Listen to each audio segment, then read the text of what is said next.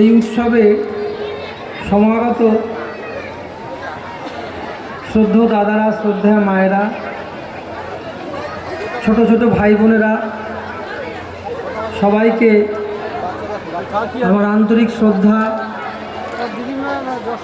শুভেচ্ছা, জয়গুরু জানিয়ে কিছু পৃষ্ঠ প্রসঙ্গ করার চেষ্টা করছি। আপনারা যারা এখানে বসে আছেন তাদের সকলের পরম দয়ালের তার দয়ার অনুভূতি সকলের আছে। আমি এখানে দাঁড়িয়ে বলছি ঠিকই, কিন্তু আপনাদের যে কাউকে যদি এখানে দাঁড় করিয়ে দেওয়া যায় তাহলে আপনারা তার অনন্ত দয়ার কথা বলতে পারেন। আমরা বেঁচে আছি, আমরা ভালো আছি তার দয়াতে। আমাদের সকলের জীবনে অনেক সমস্যা আছে, অনেক দুঃখ, দুর্দশা, হতাশা, দারিদ্র, শোক এইসব আছে, কিন্তু এগুলো আমাদের এখন আর কাবু করতে পারে না, আমাদের গতিকে থামাতে পারে না। কেন? আমরা পরম দয়ালকে পেয়েছি। পাস্ট টেন্সের কথা নয়, প্রেজেন্ট টেন্সের কথা বলছি। পাস্ট টেন্সেও পেয়েছি, আবার প্রেজেন্ট টেন্সেও পাচ্ছি, তার দয়া পাচ্ছি। আমাদের মহা সৌভাগ্য যে আমরা এমন একটা সময়ে পৃথিবীতে জন্মেছি যখন পরম প্রেমময় শ্রী শ্রী ঠাকুর অনুকূলচন্দ্র এ ধরাতে এসেছেন। শ্রী শ্রী দাদা একবার বলেছিলেন যে আমাদের এর আগে অনেক জন্ম আমাদের হয়েছে, পরেও অনেক জন্ম হবে আমাদের, কিন্তু আমাদের এই জন্মটা সবচেয়ে মূল্যবান। কেন? এই জন্মে আমরা পরম প্রেমময় শ্রী শ্রী ঠাকুরকে, পুরুষোত্তমকে শ্রী গুরুপদে বরণ করার সৌভাগ্য আমাদের হয়েছে। তাহলে এই জন্মটা সবচেয়ে আমাদের সৌভাগ্য, মূল্যবান। ইকোটা না দিলে ভালো হয়।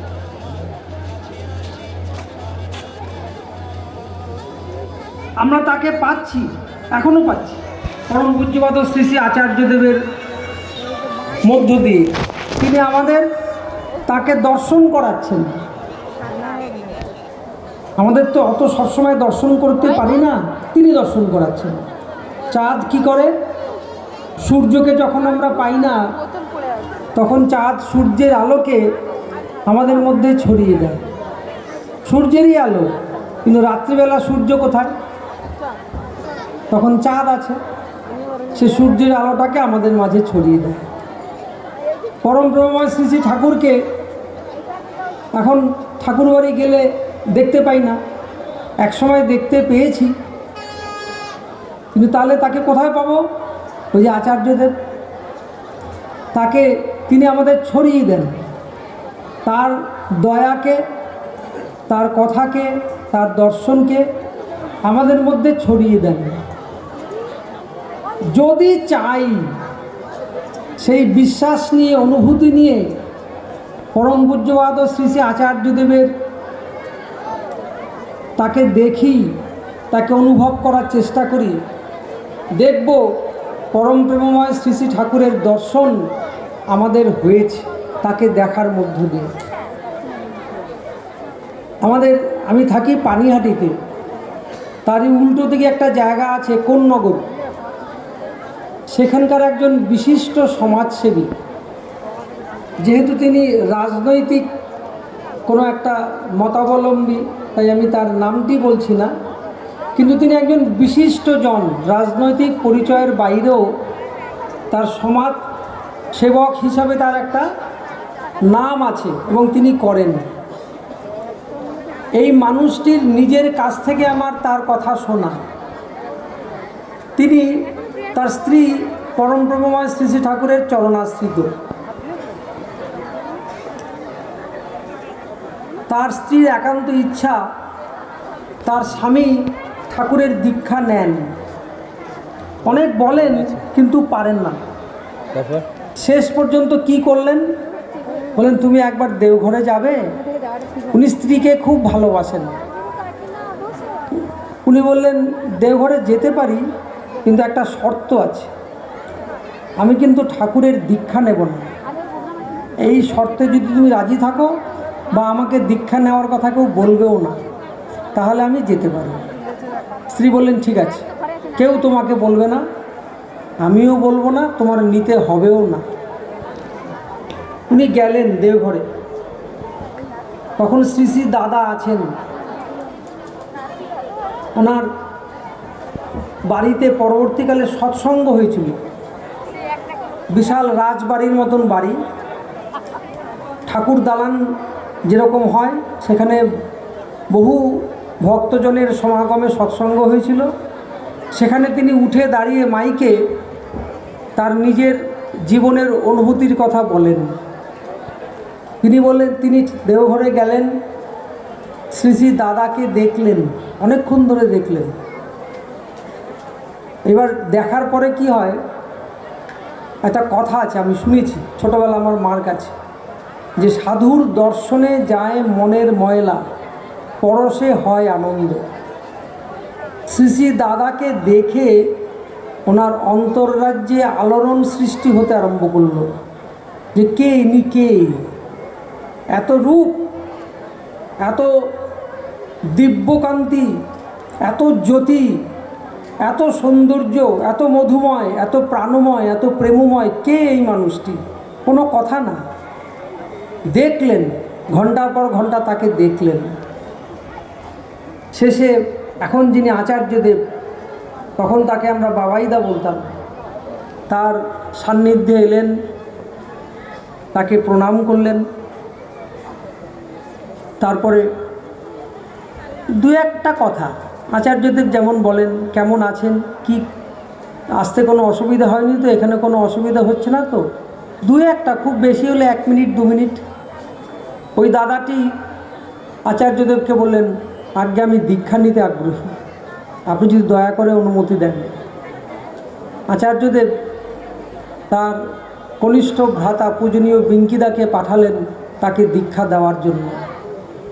এই কাহিনী তিনি নিজে বললেন কি যে আমার ভেতরে হলো, আমি সেই টান বা আকর্ষণটাকে আমি তাকে অবজ্ঞা করতে পারলাম না। আমার অনুভব হচ্ছে এইটাকে বলে ধর্ম। ঠাকুর এই ধর্মের কথা বলেছেন। ঠাকুর বলছেন, ইষ্টে চেতন ব্যক্তিত্বটা, মন্ত্রে চেতন মন, ইষ্টভৃতি দীক্ষা চেতন, সেবায় চেতন ধন। ঠাকুরকে নিয়ে চললে তার একটা জ্যোতি থাকবে, তার একটা দেখাওয়া থাকবে, একটা মানুষের একটা জ্যোতি বিচ্ছুরিত হবে। ওই জ্যোতিটাই যাজন, আর এই জ্যোতিটা তৈরি হয় আমাদের চরিত্রের উপরে, আমাদের কর্মের উপরে, আমাদের অনুভূতির উপরে। এটা অন্য কোনোভাবে এইটাকে সৃষ্টি করা যায় না। ওই জ্যোতিটা, ওটা ঈশ্বরীয় জ্যোতি, ঈশ্বরীয় দ্যুতি। এর পেছনে অনেক ভিত লাগে। সেই ভিত হচ্ছে নাম ধ্যান, সেই ভিত হচ্ছে ইষ্টকর্ম, আচার্য নির্দেশিত কর্ম, সেই ভিত হচ্ছে তাকে নিয়ে চলার যে অনুভূতি, এইসব হচ্ছে ভিত। এই দৈনন্দিন জীবনে আমরা কতটা ধ্যানস্থ থাকি তার উপরে এই জ্যোতি। কীরকম হয়, একটা খুব শক্তিশালী চুম্বক, সে নর্থ পোলকে সে রিপালশন করে, বিকর্ষণ করে। এটা আমরা সবাই জানি, 7, 8 ছেলেমেয়েরাও জানে। কিন্তু একটা নর্থ পোল যদি খুব স্ট্রং হয়, প্রচণ্ড শক্তিশালী হয়, সে ইন্ডাকশান, বাংলায় বলে আবেশ, তার দ্বারা ওই অল্প শক্তির নর্থ পোলটাকে সাউথ পোল বানিয়ে নেবে, বানিয়ে তাকে আকর্ষণ করবে। ঈশ্বরীয় মানুষ এইটাকে বলে ঈশ্বরীয় মানুষ। ঠাকুর বলেন, যদি মুগ্ধ করতে চাও নিজে সম্পূর্ণরূপে মুগ্ধ হও। যদি আমি মুগ্ধ হই তাহলে আমার কথায় কাজ হবে। আমার পাণ্ডিত্য থাকলে ভালো, না থাকলেও কিছু এসে যায় না। আমি গ্রামাটিক্যালি কারেক্ট সেন্টেন্স বলতে পারলেও হবে, না পারলেও হবে। আমাদের ওদিকে একটা জায়গা আছে মিলনগড় বলে, সেখানে এক মা আছেন, তিনি একসময় অনেক যাজন করতো এবং দীক্ষা হতো। তিনি সস্তনীধারী, তিনি নিরক্ষর, পড়তে পারেন না, কথাবার্তাও ওই রকম করেই বলে আর কি। তো একবার দীক্ষা নিতে বসেছে আমার সামনে 16 জন, একসাথে 16 জন। তার মধ্যে গ্র্যাজুয়েট, মাস্টার ডিগ্রি, শিক্ষক এইসব আছে। আমি ওনাকে ডাকতাম, ওনার মেয়ের নাম হচ্ছে মাধু, ওনাকে মাধুর মা বলে ডাকতাম আর কি। আমি শেষে বললাম যে আপনি কি বলেন ওদের, আমি তো বুঝতে পারছি না, আমি তো সবসময় পারি না এরকম। আপনি কি বলেন যে এরা সব বসে দীক্ষা নিতে বসে গেল? বলে অত সব জানি না, ঠাকুরকে নিয়ে আমি ভালো আছি তো, আমার জীবনের সমস্যা, আমি এগুলো বলি, আর এতেই এই মানুষগুলি দীক্ষা নেয়। এইটাকে বলে মানুষ, তুমি যদি মুগ্ধ হও তাহলে তুমি সেই মুগ্ধতাটা ছড়াতে পারবে। পরম প্রভুময় শ্রী শ্রী ঠাকুর নিরালা নিবেশে বসে আছেন। আপনারা যারা দেওঘরে যান তারা জানেন। 5 জন যুবক বিজ্ঞানী তারা দেওঘরে গেছে, এবং তারা বিজ্ঞানী তো লেখাপড়া জানলে, আমাদের জানি একটা কথা আছে, বিদ্যা বিনয় দান করে, মানে যিনি শিক্ষিত তিনি বিনয়ী হন। কিন্তু লেখাপড়ার সাথে শিক্ষার সবসময় সম্পর্ক থাকে না। লেখাপড়া অনেক সময় মানুষকে অহংকারী করে তোলে, উপহাস প্রবণতা তার মধ্যে গজিয়ে ওঠে, অশ্রদ্ধাপরায়ণ হয়ে ওঠে। বিশেষ করে শ্রেষ্ঠজনকে অশ্রদ্ধা করতে তাদের ভালো লাগে। এই রকমই 5 জন বিজ্ঞানী যুবক, নব্য যুবক, তারা উপহাস করার জন্যই, তাদের এই যে তার শিক্ষার গরিমা এইটাকে ছড়িয়ে দেওয়ার জন্যই তারা দেওঘরে গেছে তাদের কাজে, গবেষণার কাজে। একদিন তারা আশ্রমে গেছে, আমাদের ঠাকুরবাড়ি গেছে, ঠাকুরের বাণীগুলি পড়ছেন এবং তা নিয়ে উপহাস করছেন, ঠাট্টা বিদ্রুপ তামাশা এইসব করছেন। ওদের মধ্যে একজন বলল, চল এদের ঠাকুরকে দেখে আসি। মানে তাকে দেখতে গিয়েও কিছু একটা করবেন, উপহাস করবেন, অবজ্ঞা করবেন, এইসব করবেন। ঠাকুর নিরালা নিবেশে বসে আছেন, এরকম তিনি যারা দেখেছেন, এখন ওইরকম মানুষ কমে এসছে। ঠাকুর এরকম হাত জোর করতেন, মানুষজন এলে অটোমেটিক্যালি হাত জোর করতেন, এই আশীর্বাদ করাটা এইসব করতেন না, ওই হাত জোর করে বসে আছেন।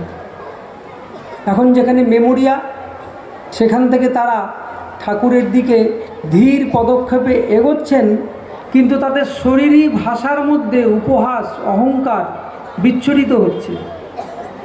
মানে কি জানি একটা কি দেখতে যাচ্ছেন, এরকম একটা তাদের ভাব। ওইটুকু রাস্তা মেমোরিয়া থেকে সরাসরি নিরালা নিবেশ, ওইটুকু যেতে যেতে ঠাকুরকে দেখে তাদের শরীরী ভাষার মধ্যে পরিবর্তন এলো। তারা কীরকম অন্য মানুষ হয়ে গেল, ভেতরে একটা কি হলো তাদের। তারা ওইখানে সামনে গিয়ে ঠাকুরকে নমস্কার করলেন, প্রণাম করলেন, মাটিতে মাথা ঠেকিয়ে প্রণাম করলেন, মাথা নত করে তারা বেরিয়ে এলেন। একটুও কথা হয়নি। তাদের ভেতরে কি হলো তারা নিজেরাও জানে না। আমি বলি এইটাকে বলে ধর্ম। ঠাকুর আমাদের দিয়ে এরকম চেয়েছেন। যে স্পেন্সার, আমরা একটা কথা বলি, তার দিব্য জীবন ও বাণী, আচার্য পরম্পরা, এই কথাগুলি আমরা বলি। তার দিব্য জীবন মানে যা, তার বাণী মানে তাই, আচার্য পরম্পরা মানেও তাই। এগুলো আলাদা আলাদা টপিক নয়, সব একই সাবজেক্ট। যে স্পেন্সার তার একজন বন্ধু মানুষ, অত্যন্ত শিক্ষিত, অত্যন্ত ধনী, কিন্তু এক একজন মানুষের জীবন জিজ্ঞাসা তো একরকম নয়। শ্রী বরদা একটা বইয়ের ভূমিকাতে লিখেছিলেন যে তার কাছে আর্ত, অর্থার্থী, জ্ঞানী, জিজ্ঞাসু এইরকম মানুষজন আসেন। আর্ত মানে সে পীড়িত, সে তার বেঁচে থাকাটাই দায় তার। অর্থার্থী, তার অর্থ সম্পদের প্রয়োজন। জ্ঞানী, তার জ্ঞান আছে, এরকম মানুষও আসেন। আবার জিজ্ঞাসু, এইসবের অভাব নাই তার, কিন্তু জীবন জিজ্ঞাসা আছে, আর অনেক ক্ষুধা আছে, অনেক প্রশ্ন আছে, জীবনের দর্শন সম্বন্ধীয় অনেক প্রশ্ন আছে। তাই স্পেন্সারদার এই কাহিনীটি কিন্তু আমাদের শতবর্ষের যে আলোচনা সেখানে আছে, স্পেন্সারদার নিজের লেখার মধ্যেই আছে। তা সেইখানে তিনি এরকম তার এক বন্ধু, তার জীবন জিজ্ঞাসা, তিনি পৃথিবী ঘুরে অনেক ঘুরেছেন এবং আচ্ছা আচ্ছা মনীষীদের, আচ্ছা আচ্ছা পণ্ডিত বর্গের সান্নিধ্যে গেছেন, গিয়ে তাদেরকে অনেক প্রশ্ন করেছেন, তারাও উত্তর দিয়েছেন, কিন্তু তার মনের জ্বালা যন্ত্রণা এগুলো মেটাতে পারেননি। তার এই বন্ধুর পরামর্শে তিনি সেই সুদূর আমেরিকা থেকে চলে এসেছেন ভারতবর্ষে, এসে পরম প্রেমময় শ্রী শ্রী ঠাকুরের কাছে এসেছেন। স্পেন্সারদা বলেছেন, আমার গুরু যিনি, তুমি তার কাছে প্রশ্নগুলি রাখতে পারো, দেখো আমার মনে হয় তুমি শান্ত হবে। ঠাকুর বসে আছেন, স্পেন্সারদা তাকে নিয়ে গেলেন। যে স্পেন্সার, যারা আলোচনা প্রসঙ্গ ইত্যাদি পড়েন তারা এই নামটি পেয়েছেন অনেক জায়গায়। স্পেন্সারদা বলে দিলেন, ইনি আমার বন্ধু, এনার জীবনে অনেক জিজ্ঞাসা, অনেক প্রশ্ন, অনেক তত্ত্ব অজানা, অমীমাংসিত তার মধ্যে আছে। ঠাকুর দয়া করে যদি আপনি তার প্রশ্নগুলি শোনেন এবং উত্তর দেন। যদি ঠাকুর বললেন হ্যাঁ বলবে, ঠাকুর সম্মত হলেন। তার সেই বন্ধুটি ঠাকুরের সামনে বসলেন, দীর্ঘ সময় বসে থাকলেন, একসময় প্রণাম করে উঠে এলেন। স্পেন্সারদা বললেন যে কি হলো, তুমি এতক্ষণ বসলে, একটিও তো প্রশ্ন করলে না। বলে প্রশ্ন থাকলে তো প্রশ্ন করব। বলে তার মানে তুমি তো শুধু আমেরিকা থেকে এসছো কিছু কথা বলার জন্য, অমীমাংসিত বিষয়ের মীমাংসা করার জন্য।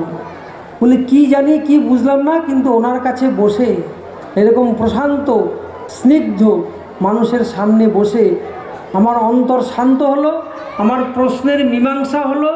শুধু শুধু আর বকাবকি করার কি দরকার, আমি একটাও কথা এই জন্য বলিনি, আমার আর অবশিষ্ট নাই কোনো প্রশ্ন। এইটাকে বলে ধর্ম। ঠাকুর এই ধর্মের কথা বলেছেন, যেখানে বাণী আলাদা, জীবন আলাদা, এটা ধর্ম হতে পারে না। যেইখানে আমার কথা আলাদা, আর আমি ঘরে যখন থাকি আমার ছেলে মেয়ে স্ত্রী পুত্র কন্যা এরা আলাদা, এদের সাথে আমার আচরণ আলাদা, এইটা ধর্ম হতে পারে না। আমি যখন বিদ্যালয়ে বা মহাবিদ্যালয়ে পড়াই তখন আমার কথা একরকম, আর আমার প্রতিবেশীর সাথে আমার কথা আর এক রকম, এইটা ধর্ম হতে পারে না। এইটাকে বলে কপটতা, বলে মিল নাই। আমার একই মানুষের তো অনেকগুলি সত্তা থাকে। এক একটা মানুষের দেখেন তার হয়তো স্বামী সত্তা আছে, তার পিতা সত্তা আছে, কর্মক্ষেত্রে সে হয়তো অধ্যাপকের সত্তা আছে। এই সবগুলি সত্তা আলাদা আলাদাভাবে চলে সাধারণত এরকম। কিন্তু একটা মানুষ যিনি কমপ্লিট ম্যান হতে চান, তার সবগুলো একই সূত্রে গঠিত, সব জায়গায় তার একই ভূমিকা, একই রকম কথা, আলাদা আলাদা ব্যাপারটা হতে পারে না। এই জন্য তাহলে কী করতে হবে? তাহলে একটা শর্টকাট রাস্তা আছে, যেইটা আমাদের আচার্যদেব শেখাচ্ছেন। আচার্যদেব বলছেন একটা কাজ করো, যা কিছু করবে সেটা ঠাকুরকে বলে করো, এইটা তুমি করো, এইটা করলে তুমি অটোমেটিক্যালি রেকটিফাইড হবে। বললেন এইটা তো যদি চিন্তা করেন খুব কঠিন ব্যাপার। একটু কঠিন ব্যাপার কেন? আপনি হয়তো যাবেন আপনার প্রতিবেশীকে দুটো কড়া কথা বলতে। এবার আপনি ঠাকুরকে কি বলবেন? ঠাকুর, আমি যাচ্ছি, আমার পাশের বাড়ির লোকটাকে একটু কড়া কথা শোনাবো, বলবেন? বলতে তো পারবেন না। তাহলে কপটতার আশ্রয় নিতে হবে। মানে তখন ঠাকুরকে আমার কাছে, তিনি যদি তখন আমার কাছে জীবন্ত হয়ে ওঠেন তাহলে আমার অসুবিধা। আমি এখন যাব আমার স্ত্রীকে বেশ ভালো রকম গালিগালাজ করতে, আমি ঠাকুরকে বলতে পারবো ঠাকুর আমার স্ত্রীকে এবার যাচ্ছি গালিগালাজ করতে? বলতে তো পারবো না। এদিকে আচার্য নির্দেশ হচ্ছে বলে কাজ করো। তাহলে ওই সময় ঠাকুর আমার কাছে যেন জীবন্ত না হয়ে থাকেন, এটা আসলে আমার অ্যাক্টিভিটি এটা প্রমাণ করছে। আর আচার্যদেব কি বলেন, তার অনুভূতি কীরকম? তিনি বললেন ঠাকুর আমার সবসময় সঙ্গে থাকে। এই যে বসে আছি আপনাদের সামনে, ঠাকুর আছেন। ঘরে যাব, ঠাকুর থাকবেন। আমি স্নান করতে ঢুকবো, ঠাকুর থাকবেন। বিছানায় শোবো, ঠাকুর থাকবেন। আর আমাদের থাকেন না। কেন থাকেন না বলেন তো? চাই না। থাকলে অনেক অসুবিধা। আমি হয়তো এমন পোশাক পরবো, আমি জানি যে এইটা ঠাকুরের পছন্দ নয়, তাহলে ঠাকুর সঙ্গে থাকলে অসুবিধা। আমি হয়তো এমন মুখ থেকে শব্দ বের করব যে শব্দগুলো ঠাকুরের ঈপ্সিত নয়, তাহলে ঠাকুর আমার সঙ্গে সবসময় থাকলে আমার অসুবিধা। আমি এমন খাদ্য খাবো যেগুলি ঠাকুরের পছন্দ নয়, তাহলে তখন তিনি আমার সামনে থাকলে আমার অসুবিধা। তাহলে আমি কি চাই? বিপদে আপদে পড়লে তাকে চাই। তাহলে কেমন হবে আমাদের জীবনটা? যে শুধু আমি বিপদের সময় তুমি থাকবে আমার কাছে, আর যখন আমার সুখের সময়, যখন আমি প্রবৃত্তি পরামৃষ্ট হয়ে থাকব, যখন আমি প্রবৃত্তি তাড়িত এবং প্রত্যাশা পীড়িত হয়ে থাকব, তখন তুমি এসো না ঠাকুর আমার কাছে। কারণ আমি প্রবৃত্তির ইন্ধন চাই বলেই আমি প্রবৃত্তির মারে জর্জরিত হচ্ছি। আমাদের চাই বলেই আমাদের জীবনটা এরকম। আমি পারছি না আমার ক্রোধকে সম্বরণ করতে, না এটা কথা নয়। আমি চাইছি না আমার ক্রোধকে সম্বরণ করতে। আমি পারছি না আমার কাম রিপুকে দমন করতে বা নিয়ন্ত্রিত করতে, না আমি চাইছি না আমার কাম রিপু নিয়ন্ত্রিত হোক। আমি পারছি না আমার লোভকে নিয়ন্ত্রণ করতে। আমার হাই সুগার জেনেও আমি দিন রাত মিষ্টি খাচ্ছি, আমি পারছি না আমার লোভকে সম্বরণ করতে। এটা নয় কথা। আমি চাই না যে আমার লোভ নিয়ন্ত্রিত হোক। এগুলো আমি নিজে নিজে পারবো না। এগুলো যদি পারতে হয় তাহলে আমার জীবন, ওই যে গান আছে শ্রী শ্রী দাদার লেখা, জীবন রথের চালক ওগো তোমায় নমস্কার। আমার জীবন রথের চালক আরেকজন হতে হবে। অর্জুনের রথের সারথি শ্রীকৃষ্ণ ছিলেন, শুধু রথের সারথি ছিলেন না, তার জীবন রথের সাথীও ছিলেন। তাই অর্জুন জয়ী। আর দুর্যোধনের সব ছিল, শ্রীকৃষ্ণের মতো একজন জীবন রথের সারথিও ছিলেন না, তার রথের সারথিও ছিলেন না, তাই সব থেকেও তিনি পরাজিত। এটা হচ্ছে জীবনের কথা। বিশ্বস্রষ্টা যিনি, তিনি তৈরি হয়ে আছেন, রেডি হয়েছেন আমার জীবন রথের চালক হয়ে থাকার জন্য, আমাকে ভালো রাখার জন্য, আমাকে সুখে সমৃদ্ধিতে শান্তিতে ভরপুর করে রাখার জন্য তিনি হয়েই আছেন, রেডি হয়েই আছেন। না আমি তো চাই না, চাইলেই পারবো আর কি। পরম পূজ্যপাদ শ্রী শ্রী আচার্যদেব বললেন একদিন যে আমার এই বাড়ির এত কাছে বৈদ্যনাথ ধামের মন্দির, আমি কখনো যাইনি সেখানে। কেন? আমার যাওয়ার প্রয়োজন হয়নি। এই না হলে তো ঠাকুরকে পাওয়া যাবে না। আচার্যদেবের কাছে যখন কেউ যান, হাতে 8-10টা আংটি নিয়ে, এইখানে সব জিনিসপত্র নিয়ে যখন যান, আচার্যদেব বলেন আপনার তো অনেক জায়গায় বিশ্বাস, এইরকম অবিশ্বাসী লোককে আমি কি কথা বলবো? আপনার তো আমার উপরে বিশ্বাস নাই। আপনার তো শিকড় বাকড় কবচ তাবিজ, তারপরে নীলা পলা কত কিছু আপনার আছে, তাহলে এদের দ্বারাই আপনার জীবনের সমস্যা মিটুক, আমি কি করব আপনাকে? ঠাকুর বলছেন আমাদের জীবনের সার্থকতার উৎস কি জানেন? ঠাকুর বলছেন একানুরক্তি, তীব্রতা আর ক্রমাগতি বলা আছে, আপনারা সবাই জানেন, সত্যানুসরণে আছে। একানুরক্তি মানে একের প্রতি অনুরক্তি, আবার আরেক জায়গায় বললেন অবিশ্বাসী ও বহুনৈষ্ঠিকের হৃদয়ে ভক্তি আসতেই পারে না। যে অবিশ্বাসী এবং বহুনৈষ্ঠিক অনেক জায়গায় তার নিষ্ঠা, তার হৃদয়ে ভক্তির সব দরজা বন্ধ তার মধ্যে। তাহলে একানুরক্তি মানে একের প্রতি অনুরক্তি। আর কি? ক্রমাগতি, তীব্রতা। তীব্রতা মানে আমাদের ভক্তিটা একদম মানে কীরকম মরা মরা এরকম না, তার মধ্যে হনুমানের মতন একটা বীর ভাব থাকবে, একটা রাজসিক ভাব থাকবে। আমার কর্মের মধ্যে একটা জোশ থাকবে, আমার সব কিছুর মধ্যে, আমার কথার মধ্যে একটা জোশ থাকবে, একটা জোর থাকবে। ঠাকুরের কথা আমিও বলবো, আর একজনও বলবে, দুজন একরকম হতে পারে না। কেন হতে পারে না? যার যতখানি বিশ্বাস, যার যতখানি কর্ম, যার যতখানি অনুভূতি, তার জোশ ততটা। আচার্যদেবের যখন কথা বলেন তার এফেক্ট আলাদা, তার ভাইব্রেশন আলাদা। কেন? পার্থক্যটা হচ্ছে তীব্রতাতে, কর্মে তীব্রতা, অনুভূতিতে তীব্রতা, নামধারে তীব্রতা। এইটা মানুষের জীবনের সৌন্দর্য ও সার্থকতা তৈরি করে। আর কি? ক্রমাগতি মানে ইংরেজিতে বলে কন্টিনিউটি।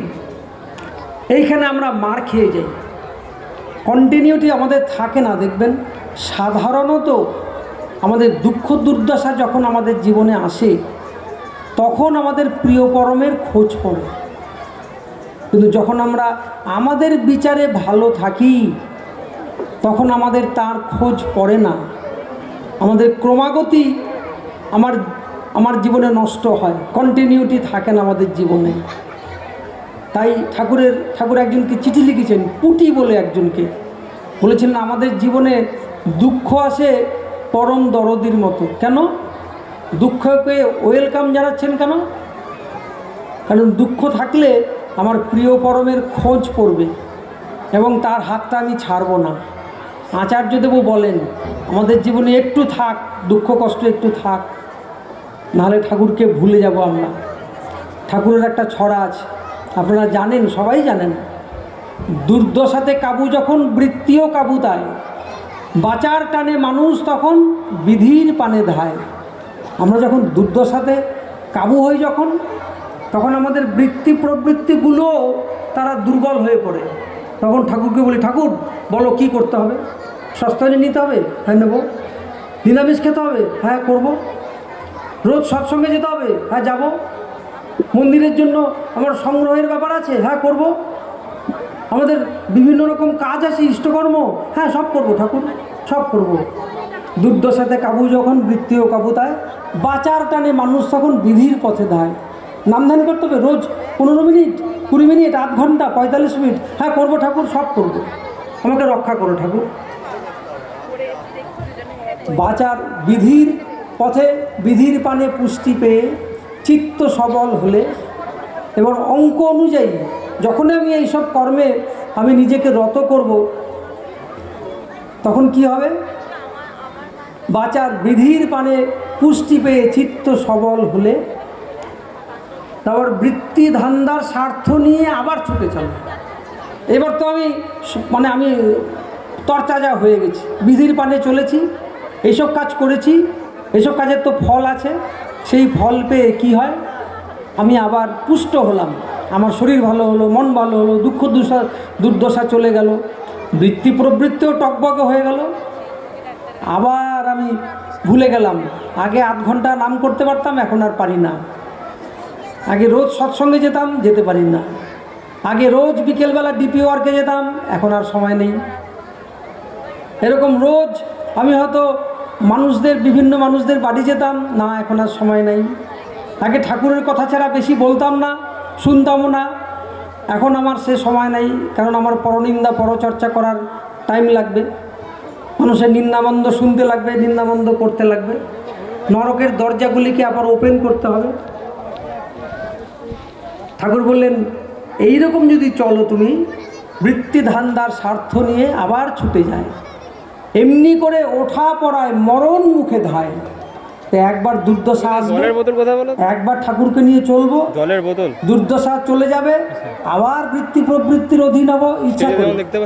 তো এমনি করে উঠা পড়া করতে গিয়ে মানুষ আস্তে আস্তে ধ্বংস হয়, নষ্ট হয়, মরণ মুখে ধায়।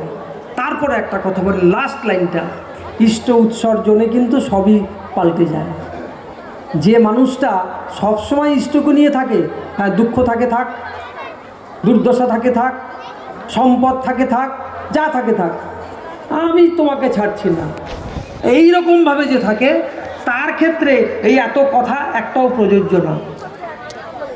ঠাকুরের কাছে একজন মা থাকতেন, আসতেন, তার সেবা করতেন, মাঝে মাঝে ভোগ রান্না করে দিতেন। তার নাম হচ্ছে কুমিল্লার মা। পরম পূজ্যপাদ শ্রী শ্রী আচার্যদেব দুই মায়ের কাহিনী বলে একটা বই বের করেছিলেন, আপনাদের সবার কাছে মনে হয় আছে। একজন পালমা আর একজন কুমিল্লার মা।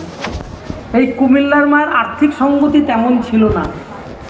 এই কুমিল্লার মা তার ছেলের উপনয়নের জন্য এই ভিক্ষা টিক্ষা করে সব জোগাড় করেছিলেন। তারপরে যেদিন উপনয়ন হবে তার 2-4 দিন আগে তার স্বামী চলে গেল, মানে মারা গেল।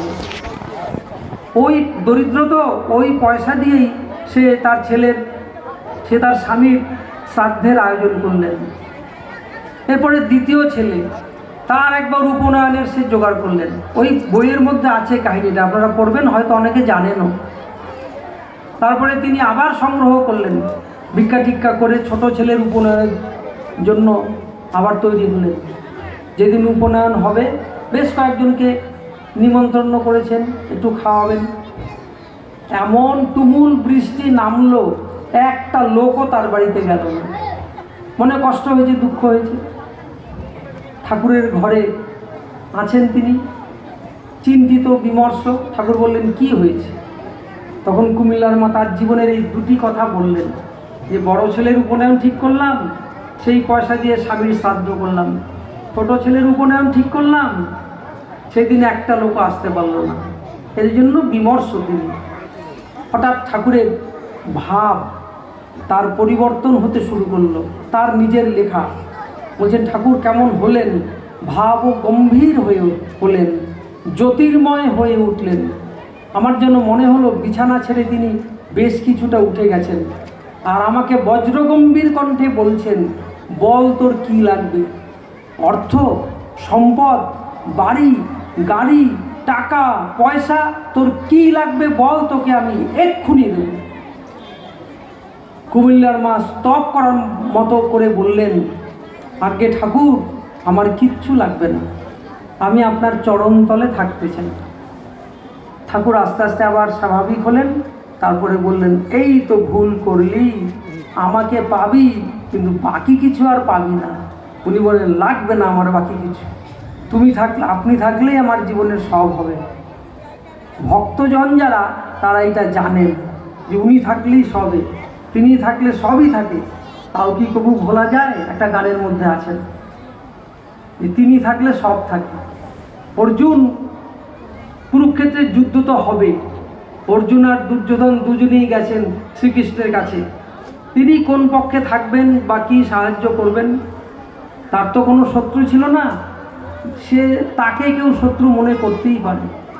তিনি নিদ্রায় আছেন, আর তার মাথার কাছে এই কিছুদিন আগে আচার্যদেবের সাথে এই কাহিনী নিয়ে কথা হচ্ছিল।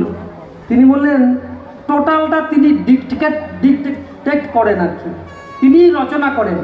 আমরা বুঝতে পারি না। খেলিছই বিশ্বলয় বিরাট শিশু আনো মনে, হ্যাঁ আমরা বুঝতে পারি না, তোমারই খেলা সব। মাথার কাছে একটা স্বর্ণ সিংহাসন রাখলেন, পায়ের কাছে, যেটায় পাদানিতে উঠে ভর করে মানুষ ওই বিছানায় ওঠে, সেরকম একটা রাখলেন পায়ের কাছে। দুজনেই গেছেন। অর্জুন, দুর্যোধন গিয়ে, তিনি তো অহংকারী মানুষ, এসব তার প্ল্যান করা। তিনি তো ওই স্বর্ণ সিংহাসনেই বসবেন, সেই সিংহাসনে বসলেন। অর্জুন, তিনি গিয়ে তার পদপ্রান্তে ওই ছোট টুলটাতে বসে তার পায়ে আস্তে আস্তে হাত বোলাতে লাগলেন। তিনি নিদ্রা থেকে যখন উঠলেন, তখন অর্জুনকে বললেন, অর্জুনকে আগে দেখলেন, তারপরে দুর্যোধনকেও দেখলেন। বললেন, আমি তোমাকে আগে দেখেছি, তাই তোমাকেই বলছি। দুজনেই প্রার্থনা জানালো যে আপনি আমাদের এই যুদ্ধে আমাদের সঙ্গে থাকেন। তিনি বললেন যে, আমি অর্জুনকে জিজ্ঞাসা করলেন, আমি যে পক্ষে থাকব আমি নিষ্ক্রিয় থাকব, অস্ত্র ধারণ করব না, যুদ্ধে অংশ নেব না। এই হচ্ছে আমার ভূমিকা।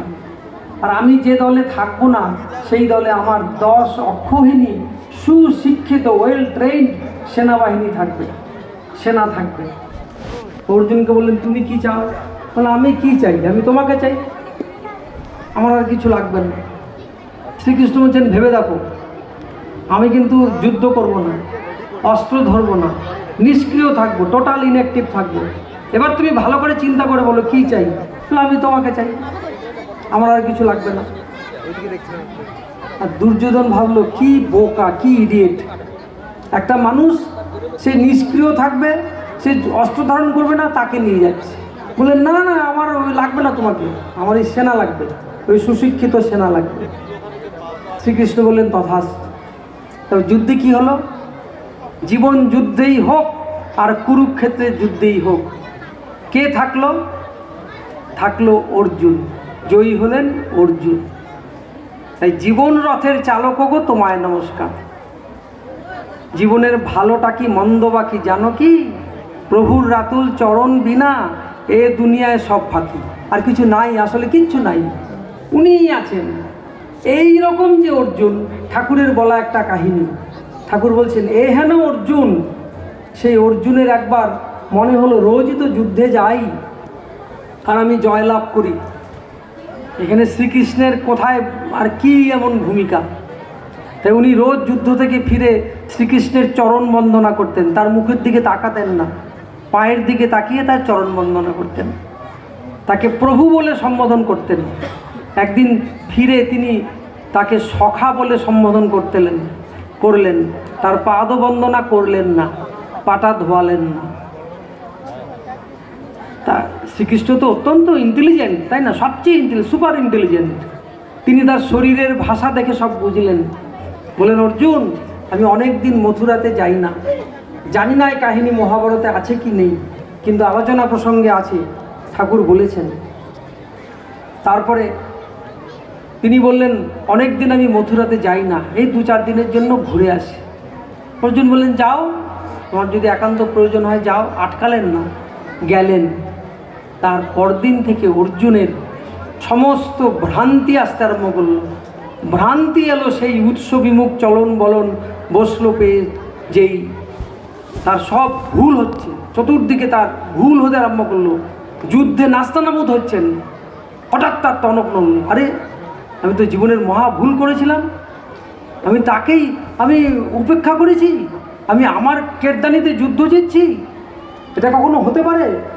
সঙ্গে সঙ্গে নিজেকে শোধরালেন, মথুরায় চলে গিয়ে তার চরণতলে পড়ে গিয়ে বলেন আমার ভুল হয়েছে, আমি বুঝতে পারিনি, তুমি আমাকে ক্ষমা করো, আমার কেরদানিতে আমি যুদ্ধ জিতি না, আমি এই 2 দিনে তা বুঝতে পেরেছি। আবার তিনি চলে এলেন। তিনি তো বসেই থাকেন আমাদের রক্ষা করার জন্য আর কি।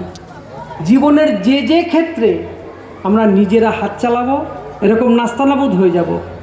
কারণ সর্বশক্তিমান যিনি, তিনি আমাদের পরম আশ্রয়, তিনি আমাদের পরম রক্ষাকর্তা। আর তার ঠাকুরের একটা বাণী আছে, নারায়ণী বর্ধনার পথ জীবনের পথ, তাই তিনি নারায়ণ। নারায়ণ মানে নরের অয়ন, মানে মানুষের পথ। তাহলে নারায়ণ যার জীবনে থাকবে সে তো জয়ী হবেই হবে। তাই পরম পূজ্যপাদ শ্রী শ্রী আচার্যদেব কী করেন, একটা আমরা গুরু বন্দনার মধ্যে আমরা গান করি। কি গান করি আমরা? চিদ্রূপেণ পরিব্যাপ্তং ত্রৈলোক্যং সচরাচরম তৎপদং দর্শিতং যেন তস্মৈ শ্রী গুরবে নমঃ। অর্থাৎ চৈতন্য রূপে তিনি বিশ্বে ত্রিলোকব্যাপী তিনি বিরাজিত আছেন, কিন্তু আমি দেখতে পাই না, আমার সাধনা অমনটি হয়ে ওঠেনি, কিন্তু আমার গুরু তা দেখেন, আচার্যদেব তা দেখেন, শুধু দেখেন না আমাকে দেখান। এই জন্য আমি তাকে নমস্কার করি যে আমি যেন তোমাকে না ছাড়ি কখনো। আচার্যবিহীন যদি আমি হই তখনই আমার জীবন কিন্তু স্ক্যাটার্ড হয়ে গেল, আমার জীবনের কোনো লক্ষ্য থাকলো না। ঠাকুর স্পষ্ট করে বললেন তোমার জীবনের গন্তব্য হলো ঈশ্বর প্রাপ্তি। সবাই বলে গেছেন এই কথা, শ্রী শ্রী ঠাকুর রামকৃষ্ণ বলেছেন যে আমাদের জীবনের গন্তব্য হলো ঈশ্বর লাভ, ঈশ্বর লাভ, ঈশ্বর লাভ। বঙ্কিমচন্দ্র চট্টোপাধ্যায়ের মতো মানুষকে বলেছিলেন, বলে শোনো, আমাদের জীবনের লক্ষ্য হলো ঈশ্বর লাভ, ঈশ্বর লাভ, ঈশ্বর লাভ। পরম ব্রহ্মা শ্রী ঠাকুর বলছেন আমাদের জীবনের গন্তব্য হলো ঈশ্বর প্রাপ্তি। ঈশ্বর প্রাপ্তি মানে আমার ভেতরে ঈশ্বর আছেন। ঠাকুর আমাদের বললেন যে সবাইকে বিশ্বাস স্থাপন করাবে যে তুমি পরম পিতার সন্তান, তুমি সামান্য মানুষ না, তুমি বায়োলজিক্যালি কোনো পিতার মাতার মধ্য দিয়ে পৃথিবীতে আসতেই পারো, তুমি আসলে পরম পিতার সন্তান। তাই পূর্ণতা ও পবিত্রতায় তোমার জন্মগত অধিকার। ঠাকুরের কথা, পূর্ণতা মানে পারফেকশন, আর কি পবিত্রতা, এটা তোমার জন্মগত অধিকার। তুমি হচ্ছ না, তুমি তোমার যে সম্পদ তাকে তুমি অস্বীকার করছো। তাই আমি তার সন্তান, আমি পূর্ণ, আমি পবিত্র, এটা হয়েই আমি এসেছি, কিন্তু আমি দেখতে পাই না, তার এই স্বরূপ আমি দেখতে পাই না। সামান্য মেঘ যেমন সূর্যের জ্যোতিকে পুরোপুরি আচ্ছাদিত করে দেয়, আমিও এমন সঙ্গ সান্নিধ্য, খাদ্য খানা, পোশাক পরিচ্ছদ, চিন্তা ভাবনা কর্মে ডুবে থাকি। আমার ঈশ্বর সত্তাকে সম্পূর্ণ আচ্ছাদিত আমি ইচ্ছা করে করে রাখি। আমি যদি চাই সে মুহূর্তে আমি ইচ্ছা করলে এইরকম মানে দিব্যকান্তি হয়ে উঠতে পারি। শ্রী শ্রী ঠাকুর রামকৃষ্ণ এক জায়গায় বলছেন যে একটা ঘরের মধ্যে যদি 1000 বছর ধরে অন্ধকার থাকে, আমি যে মুহূর্তে সেখানে আলো জ্বালাবো, এই 1000 বছরের সঞ্চিত অন্ধকার মুহূর্তে পালিয়ে যাবে, সে পালাবার পথ পাবে না। ঠিক তেমনই আমি যেই হই না কেন, আমি যত পাপী তাপী, নরধাম নরকের কীট, আমি অমানুষ পশু যাই হই না কেন, যে মুহূর্তে আমার অন্তর রাজ্যে আমি প্রিয় পরমকে, আমার পরম প্রেমময় শ্রী শ্রী ঠাকুর অনুকূল চন্দ্রকে আমি আমার হৃদয় বৃন্দাবনে আমি যখন বসাবো, সেই মুহূর্তে আমি কালিমা মুক্ত, কলুষতা মুক্ত, সমস্ত দুঃখ দারিদ্র দৈন্য শোক মুক্ত আমি হয়ে উঠব। এইটাই জগতে ধর্মের কথা, এর বাইরে ধর্ম বলে কিছু নাই। তখন তিনি যখন আসেন, অনন্ত জ্যোতি নিয়ে তিনি আসেন, প্রত্যেকের অন্তরে সেই আলো জ্বালানোর জন্য তিনি আসেন। ঠাকুর কি বললেন, তোমার দিব্য উঠুক জেগে, শক্তি রেখো অন্তরে, তেমন করেই উথল হোক্তা ইষ্ট নেশার ধুম ধরে। যে তোমার দিব্য জেগে উঠুক, এই শক্তি, এই বিশ্বাস তুমি রাখো, তেমন করেই উঠলে উঠুক। দুধ যেমন উঠলে ওঠে, এইটুকু পাত্রে এইটুকু দুধ রাখবেন, সে এতটা ভরাট হয়ে উঠবে, তেমন করেই উথল হোক্তা ইষ্ট নেশার ধুম ধরে। তিনি বলছেন, নরক ঘাটা মানুষেরও যদি চেষ্টা শুভ রয়, কৃতির তালে তাই করে সে আস্তাকুর তীর্থ হয়। আমি অত ভালো মানুষ না, আমার ভেতরটা হয়তো আস্তাকুর, আমি মানুষের নিন্দা মন্দ এইসব কিছু নিয়েই আমি থাকি। এরকমও যদি আমি হই, নরক ঘাটা যদি আমি হইও না কেন, নরক ঘাটা মানুষেরও যদি চেষ্টা শুভ রয়, আমি যদি তাকে চাই, আমি যদি তাকে পেতে চাই, তাকে নিয়ে থাকতে চাই, তাহলে আমার আস্তাকুরটা তীর্থ হতে খুব বেশি দিন লাগবে না। কিন্তু একটা শুয়োপোকাকে দেখেছেন তো, তার পুরোপুরি একটা ভগবান এটা আমাদের সামনে করেন না এই কাজটা। শুয়োপোকাকে প্রজাপতিতে রূপান্তর করেন ভগবান, এই কাজটা আড়ালে করেন, এটা তার কর্ম। এরকম প্রত্যেকটি মানুষের মধ্যে যে শুয়োপোকা আছে, তিনি তাকে ঢেকে দিয়ে তাকে এরকম প্রজাপতিতে রূপান্তরিত করতে পারেন, আমি যেই হই না কেন। তিনি প্রত্যেকটি রত্নাকরকে প্রত্যেকটি বাল্মীকিতে রূপান্তরিত করতে পারেন। তিনি প্রত্যেকটি জগাই মাধাইকে প্রত্যেকটি ভক্ত জগাই মাধাই রূপান্তরিত করতে পারেন। এই জন্য আমরা তার কাছে পড়ে আছি। আমি হতে পারি আমি পণ্ডিত, হতে পারি আমি বক্তা, হতে পারি আমি সুগায়ক, যেই হই না কেন আমি, আমার জীবনে তাকে প্রয়োজন। আলো ছাড়া, এই যে সূর্যের আলো ছাড়া এই সারা জগৎকে আলোকিত করতে কেউ পারবে না। লাইট দিয়ে আপনি রাত্রিবেলা সারা পৃথিবীকে আলোকিত করতে পারবেন না, কিন্তু সূর্য পারে সারা পৃথিবীকে আলোকিত করতে। তাই আমি যে মানুষই হই না কেন, আমার ভেতরে যত অন্ধকার থাকুক না কেন, একমাত্র তিনি পারেন আমার ভেতরে আলোয় আলোয় ভরে যেতে, তিনি পারেন। আর পরম পূজ্যপাদ শ্রী শ্রী আচার্যদেব, তিনি সেই আলোয় নিজেকে ভরিয়ে রেখেছেন, আর আমাদের অনন্ত আলো আমাদের সামনে দিচ্ছেন, অনন্ত আশা, অনন্ত উদ্দীপনা, অনন্ত মানে ঈশ্বরের যা কিছু সম্পদ সব তিনি আমাদেরকে উজাড় করে দিচ্ছেন। নরকের সমস্ত দরজাকে তিনি স্বর্গের দরজায় রূপান্তরিত করছেন। যে যে অবগুণগুলি আমার ছিল সেই অবগুণগুলি কখন সৎ গুণে রূপান্তরিত হয়ে যাচ্ছে আমি নিজেই জানি না। আমি অকাজের মানুষ, আমি কাজের মানুষ হয়ে উঠছি। আমি সবসময় গালিগালাজ করতাম, সে এখন সুন্দর সুন্দর কথা বলি। আমি সবসময় অকাজ করতাম, সে এখন কাজ করি। আমি এরকম কত কিছু করতাম, এরকম অজান্তে আমাদের এই রূপান্তরগুলি ঘটছে। এইটা পরম দয়ালের দরবারে হচ্ছে। তার যে মহল তিনি রচনা করছেন, ঠাকুর একবার বলেছিলেন যে এই রকম যত আছে নগরাদি গ্রাম সর্বত্র প্রচার হবে এই সৎনাম। ঠাকুরকে প্রশ্ন করা হলো, ঠাকুর এইটা এত সোজা কথা নাকি? যত নগরাদি গ্রাম সর্বত্র প্রচার হবে? বলে মুখ দিয়ে যখন বেরিয়েছে তখন হবেই। তাহলে সে দিন আর বেশি দূরে নাই। আলোচনা আপনারা ঘাটেন না? বিদেশে ঠাকুরের উৎসব হচ্ছে, দিকে দিকে মানুষ দেখেন, সব জায়গায় কিন্তু অন্যরকম আলাপ আলোচনা হয়, শুধুমাত্র পজিটিভ টক, কোথাও কোনো নিন্দাবন্ধ নাই, কারোর বিরুদ্ধে আমার অপোনেন্ট কেউ নেই। আমি কাউকে সামনে তাকে নিন্দাবন্ধ করে কোনো কথা বলছি না। এই কালচার আমাদের এখানে আছে, শ্রদ্ধার কালচার আছে, বিশ্বাসের কালচার আছে, ভক্তির কালচার আছে। এই দিয়েই সৎসঙ্গ, পরম প্রেমময় শ্রী শ্রী ঠাকুরের ইচ্ছা মানেই হলো সৎসঙ্গ। এই সৎসঙ্গ আজকে উদ্ভাসিত, এই সৎসঙ্গ আজকে উদ্বেলিত। আর পরম পূজ্যপাদ শ্রী শ্রী আচার্যদেব, পূজ্যপাদ অবিন্দা যেভাবে এই ডিপি ওয়ার্কের কর্মের ঢেউ তুলেছেন, প্লাবন তুলেছেন, তাই সেই দিন আসতে আর আমাদের দেরি নেই, যেখানে সারা পৃথিবীর মানুষ এক সুরে বলে উঠবে, হে দয়াল তোমার জয় জয়কার হোক, হে দয়াল আমাদের জীবনে তুমি থাকো, তুমি ভালো থাকো, আমরাও ভালো থাকি। আমরা তখন সবাই মিলে একসাথে বলে উঠব, বন্দে পুরুষোত্তমম।